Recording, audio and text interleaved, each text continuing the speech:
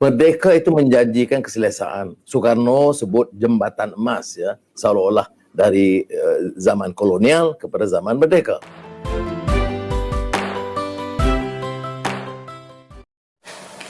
Hai guys, jumpa lagi. Kali ini kita akan membahas ilusi alam Melayu atau Mahawangsa Melayu yang kerap disampaikan oleh tokoh Malaysia. Terkadang kami menduga ilusi seperti itu merupakan warisan kekecewaan sebagian kaum Melayu Malaysia di zaman dulu. Mereka berharap bersatu dengan Indonesia, menjadi negara yang besar, entah itu bernama Melayu Raya atau Indonesia Raya. Tapi mimpi itu kandas karena orang semenanjung Melayu tidak kompak. Sultan-sultan Melayu lebih memuja Inggris. Anehnya, hingga kini Malaysia masih memelihara ilusi alam Melayu yang mirip ide Melayu Raya. Kita pun jadi bertanya-tanya, apakah mereka ingin menghidupkan lagi Melayu Raya atau Indonesia Raya? Ada video menarik mengenai sejarah Melayu Raya. Mari kita simak ya.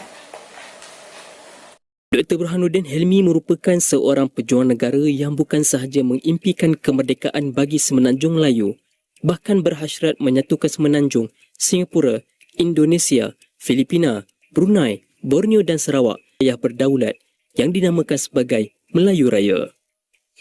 Idea Melayu Raya ini telah diperjuangkan oleh Dr. Burhanuddin sejak tahun 1945 ketika beliau memimpin Parti Kebangsaan Melayu Melaya atau PKMM dan berterusan sehingga 1963 dalam perbahasan parlimen. Dr. Burhanuddin dan Ibrahim Haji Yaakob telah mengadakan persetujuan bersama Soekarno dalam mesyuarat di Taiping pada Ogos 1945 demi mencapai kemerdekaan Tanah Melayu dan Indonesia secara serentak. Dalam pertemuan di Taiping itu, Soekarno telah berjumpa dengan Dr. Burhanuddin itu sendiri, sama-sama dengan Ibrahim Haji Yaakob. Yang dapat dihasilkan dalam pertemuan itu, iaitu pertama ialah kemerdekaan Tanah Melayu turut bersatu dengan Indonesia, dan kedua, peristiharan kemerdekaan akan diumumkan pada penghujung bulan Ogos 1945. Saat itu memang tentera Jepun dah hampir-hampir kalah. Namun apabila Jepun telah menyerah kalah secara mengejut kepada tentera berikat beberapa hari sebelum tarikh kemerdekaan tersebut, maka Soekarno meneruskan pengisytiharan merdeka bagi Indonesia. Perjuangan Dr. Burhanuddin dalam politik dan nasionalisme Melayu semakin hampir ke penghujungnya di zaman pendudukan Jepun ini untuk kemerdekaan bersama. Apapun takdir telah menentukan bahawa hasrat untuk mencapai kemerdekaan bersama-sama dengan wilayah-wilayah jiran, iaitu Kepulauan Indonesia, tidak kesampaian dan akhirnya telah menemui kegagalan. Dr. Burhanuddin terpaksa membatalkan kesepakatan tersebut dan mengubah strategi kemerdekaan yang lain untuk Tanah Melayu secara bersendirian tanpa Indonesia. Jadi kita lihat bahawa betapa kecewanya Dr. Burhanuddin Helmi ini kerana hasratnya untuk menghalang British masuk semula ke Tanah Melayu, memerdekakan Tanah Melayu dengan Indonesia ini telah tidak kesampaian. Jadi apabila melihat hal ini, Dr. Burhanuddin reda dan dia meneruskan perjuangan kemerdekaan Tanah Melayu ini. Selepas itu, Dr. Burhanuddin aktif dalam PKMM, dalam PAS, dan menjadi ahli parlimen setelah memenangi kerusi tersebut di Besut, Terengganu pada tahun 1959.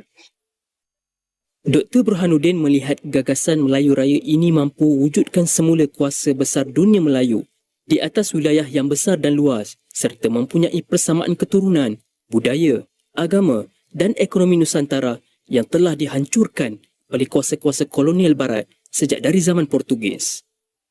Sekalipun Dr. Burhanuddin merupakan seorang pejuang nasionalis, tetapi beliau juga adalah tokoh ulama yang disegani. Dr. Burhanuddin mula mempelajari ilmu agama selama 6 bulan di sebuah sekolah agama yang terletak di Sumatera Barat. Kemudian beliau melanjutkan pembelajarannya di sekolah yang lebih sistematik, iaitu di Madrasah Al-Mashhur Al-Islamiyah di Pulau Pinang. Dr. Burhanuddin juga turut menjadi antara figura penting dalam menggerakkan masyarakat Melayu Islam ketika peristiwa Natrah, sehingga beliau ditangkap sekali lagi oleh kerajaan Singapura pada tahun 1950. Idealisme kemerdekaan yang diperjuangkan Dr. Burhanuddin lebih terserlah apabila beliau mendesak agar British menyerahkan 100% bentuk kemerdekaan kepada negara. Namun perjuangan beliau menegakkan kemerdekaan penuh serta menyatukan negara-negara Nusantara Melayu di bawah falsafah Melayu Raya terus konsisten sehingga akhirnya beliau ditangkap di bawah Akta Keselamatan Dalam Negeri ISA pada tahun 1965 disebabkan krisis Indonesia Melaya sekitar 1963. Kesihatannya terus merosot sepanjang berada di dalam penjara sehingga akhirnya beliau dibebaskan pada tahun 1969. Sebulan setelah pembebasan itu, pada 10 Oktober 1969, Dr. Burhanuddin Hilmi menghembuskan nafasnya yang terakhir dan pergi menghadap Ilahi. Itulah guys sejarah Melayu Raya di zaman dulu. Ide itu telah kandas di Malaysia, tapi Indonesia berhasil mewujudkan negara yang besar. Kalau gagasan itu mau diwujudkan sekarang tentu semakin sulit. Kalau dulu saja telah gagal total, apalagi sekarang setelah kedua negara telah berkembang dengan prinsip dan tujuannya masing-masing. Ada perbedaan yang mencolok antara Malaysia dan Indonesia. Bangsa Indonesia jelas anti penjajah, adapun sebagian besar orang Malaysia adalah pro penjajah. Indonesia telah menghapuskan feodalisme, sedangkan Malaysia justru mempertahankan sultan-sultan Melayu.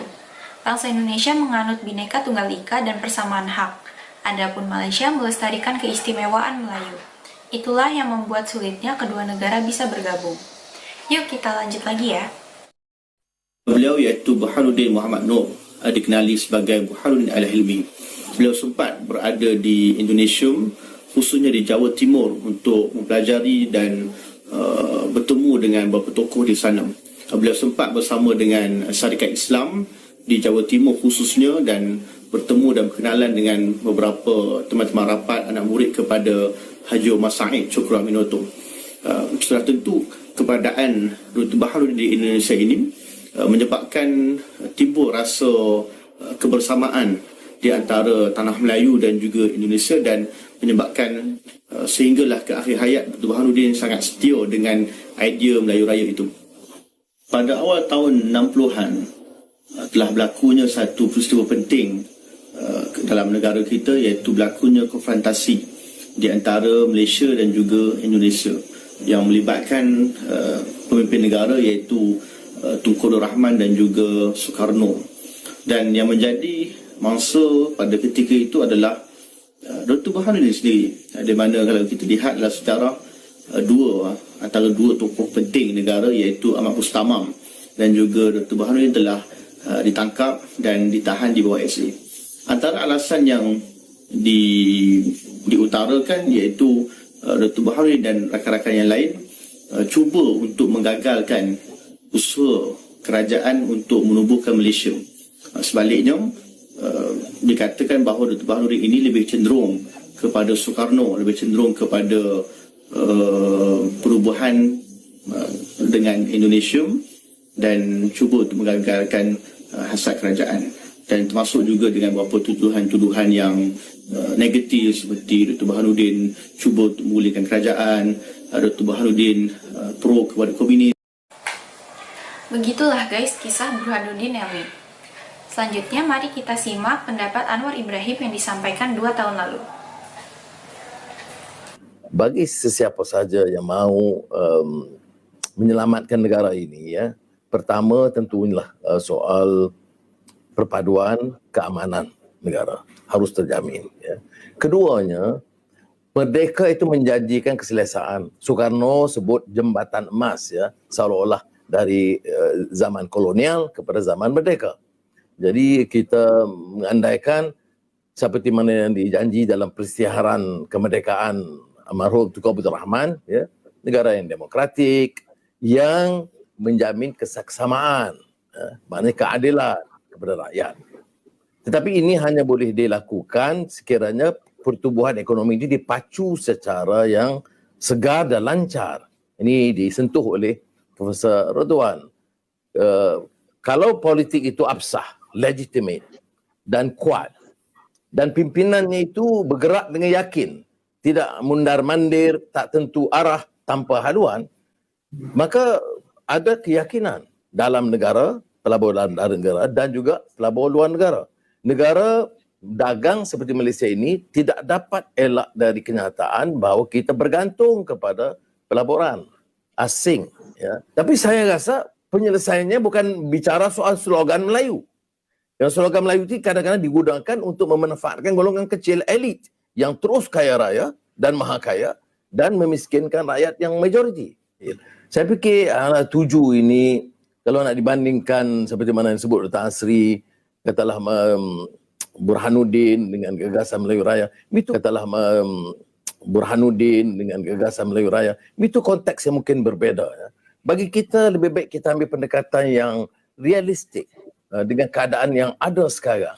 Apakah masalahnya? Masalahnya politik yang tidak absah, legitimate dan stabil.